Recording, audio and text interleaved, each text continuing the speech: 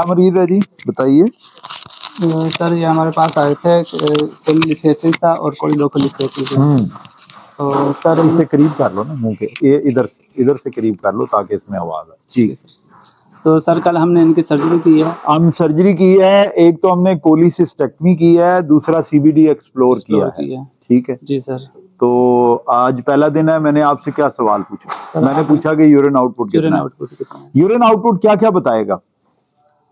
तो सर हम इनके रीनल परफ्यूजन के बारे में बताएगा। तो इनका जो एक इम्पॉर्टेंट चीज है वो रीनल परफ्यूजन है इन पेशेंट्स में, और ये जानना क्यों जरूरी है कि रीनल परफ्यूजन ठीक है या नहीं है। ऑब्स्ट्रक्टिव जॉन्डिस के पेशेंट में जिसका बिलीरुबिन मोर देन 30 हो गया था जी sir, because of the stones in the CBD, तो अब इसकी रीनल परफ्यूजन के बारे में जानना क्यों जरूरी है? कोई जरूरी है जानना कि नहीं? क्यों जरूरी है?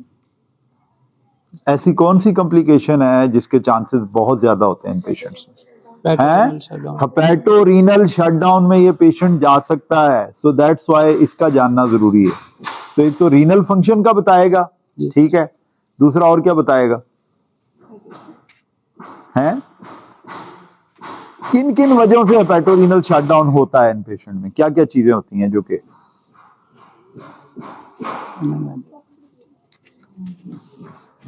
हाँ जी शाबाश, हाँ जी।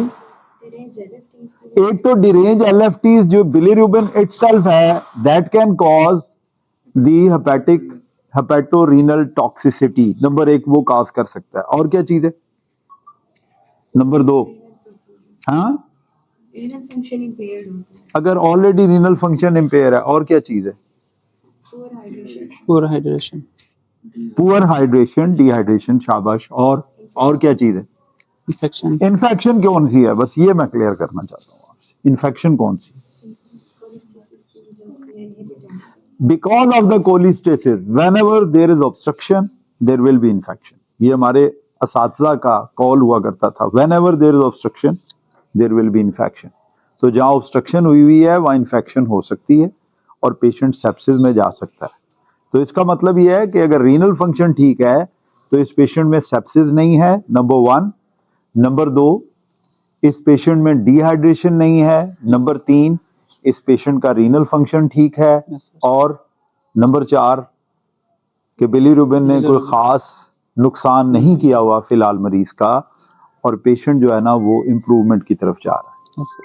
ठीक है, ऐसी कौन कौन सी चीजें हैं जो अलार्मिंग होती हैं इन पेशेंट्स में, जिसपे आप थोड़ा सा कान खड़े हो जाते हैं?